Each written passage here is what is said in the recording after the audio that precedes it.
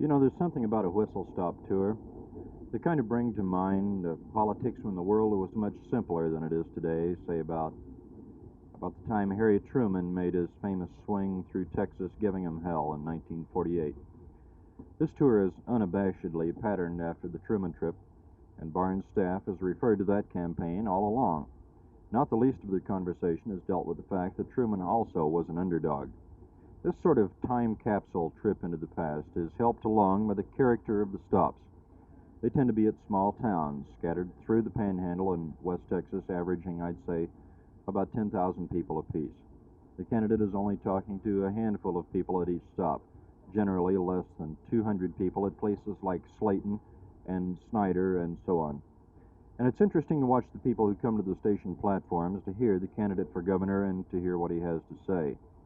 You almost expect grizzled ranchers with a plug of tobacco tucked away in one cheek.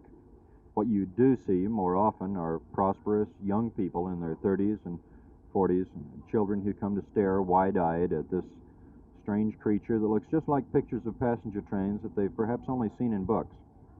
Even the press people on the special four-car train tend to be slightly young. I was surprised to learn that for quite a few of them, it's a first train ride, and they spent a lot of time the first morning as the train chattered and rumbled between whistle stops, poking into nooks and crannies aboard this train. The consist, as train people say, includes the engine, a generator car for heat, air conditioning, and power, a lounge car, which is the working press car for the three-day trip, a dome chair car, which seats 75 people and which is usually pretty well populated with sightseers, a Pullman compartment car, which is being used for offices for staff members, and a business car with a genuine rear platform from which the candidate speaks at each stop, just like you see in the movies. Cars for the train came from other parts of Texas and some from as far away as California, with the help of Amtrak and the Santa Fe Railroad, which owns these particular cars. The Santa Fe, of course, has been known in the past for its passenger service, but over the total 758 railroad miles that this train will travel between now and Thursday, from Amarillo to Houston, there are portions of the line, many portions of the line, that haven't seen passenger trains for years, perhaps as much as decades. I haven't ridden on a passenger train myself since the last trip of the Dallas section of the Old Texas Chief. Remember that in 1968. But as an old railroad fan, I've got to say it's a pretty good way to run a political campaign. This is Phil Reynolds, Channel 8 News, on the move, aboard the Ben Barnes Whistle Stop Special.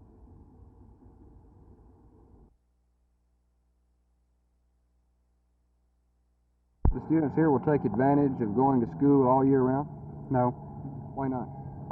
Well, school's a problem as it is. They don't want to go all year round. If it comes to the point where you're required to go all year round, would you mind? I think I would. I'd rather just go 9 months and have vacation during the summer.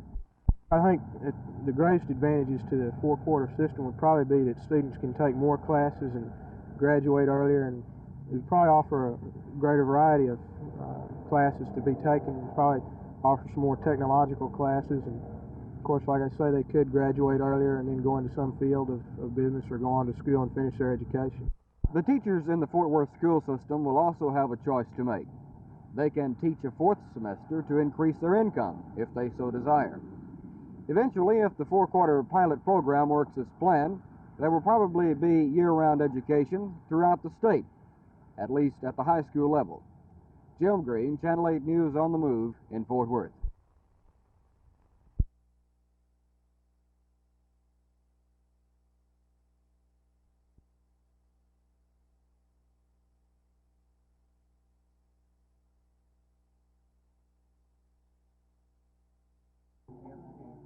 Do solemnly swear or affirm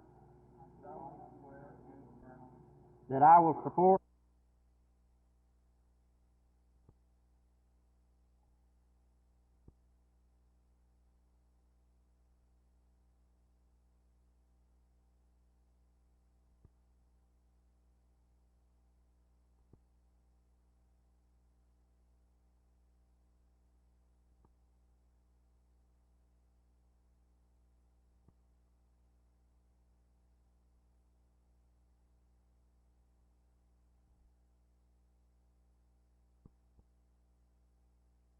Today's meeting is being called the Homicide Seminar.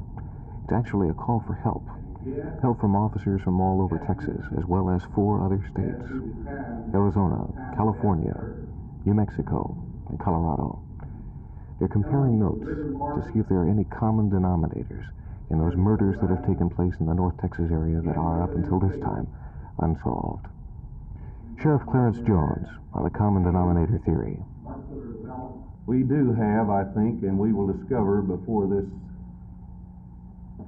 short time that we have here in this building, that we do have common denominators in specific problems, and this is what we're here to search for today. Maybe it might be said that it's pride in our work, pride in the profession that we've chosen in law enforcement that brings us here today. I think possibly that this could be a purpose. This could be a reason that we're here today. Could properly be said, I think, that it's because we have a great deal of interest in our community and the people that go to make up our community. I suggest to you that there is a good likelihood that we may have some other things in common, and this is what we are here for in these next 2 days, to try to share in our experiences and try to see if there is something that we have left undone in order to carry out our duties to our community. The meetings are getting underway today. They continue tomorrow and the next day. Hopefully in these 3 days of meetings with officers from all over Texas, 4 other states, they'll be able to come up with that proverbial common denominator and solve the great number of unsolved murders in the North Texas area, perhaps in other states as well. This is Malcolm Landis at the Homicide Seminar, Channel 8 News on the Move.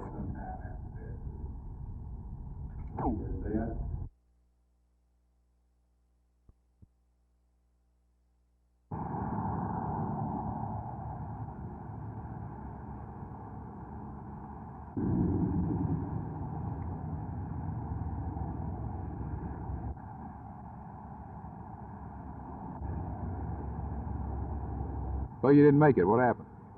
Well, I think all we've done, Jack, is prove that probably something that every American housewife already knows, that a dollar today just doesn't go as far as it used to. One of the big issues now is saving the taxpayers' money, yet here you're out here throwing money away. Well, I was hoping to prove that that's probably the last dollar the people of Texas are going to see thrown away if I'm elected. But, you know, I think you've got a darn good point. I think, if you don't mind, pardon me a minute.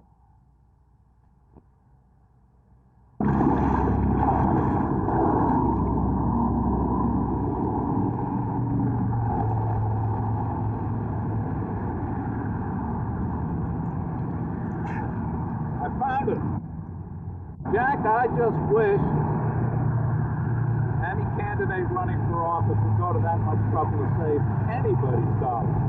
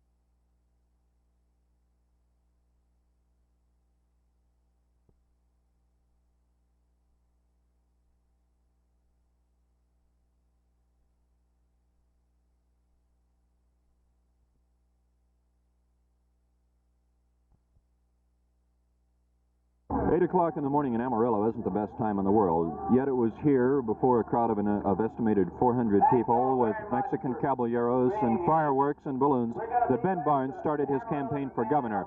From here to Houston, this is the first of many campaign speeches Barnes will make in a campaign that lasts from now until Thursday aboard this train. From Amarillo, the train headed generally south with stops in Canyon, Tulia, Plainview, and reached Lubbock at about noon today. This day we'll see 10 stops in 360 miles en route to the first overnight at Brownwood. That's Barnes country, and tonight's rally there should be a pick-me-up for the candidate. He's come down with the flu and is running a low-grade fever, but he's into the tour with all the fervor of an old trooper. The campaign has a small-town, slightly old-fashioned flavor. Stops tend to be at towns between 5,000 and 15,000 people, and crowds have been good despite the chilly weather all day. Barnes knows he needs the young and urban votes, but he's remembering that the basis of Texas power in the past has been with the rural voter. Speeches reflect that, like at Plainview this morning when he promised support for the Texas feedlot industry, and the people on the Plainview station platform liked that. From Lubbock, the train began its swing east, passing through Sweetwater, headed for Brownwood. It's due in Fort Worth just after noon Wednesday. Phil Reynolds, Channel 8 News on the Move, with the Ben Barnes Whistle Stop Tour. The school board will probably vote on the proposed four-quarter system tomorrow afternoon.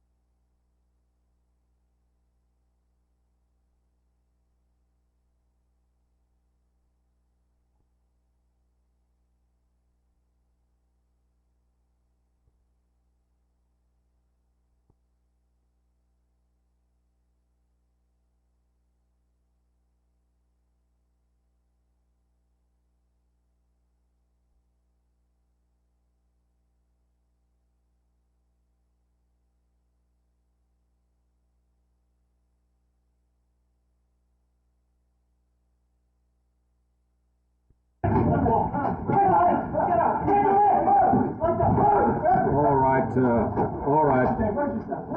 We'd like to have some order here.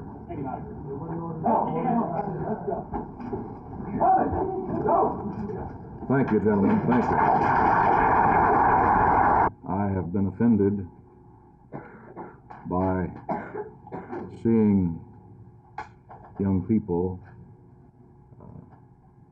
under the influence of drugs and seeing some of the horrible things that have happened there too. I was offended by the fact that the daughter of a friend of mine died from an overdose of drugs. More than one.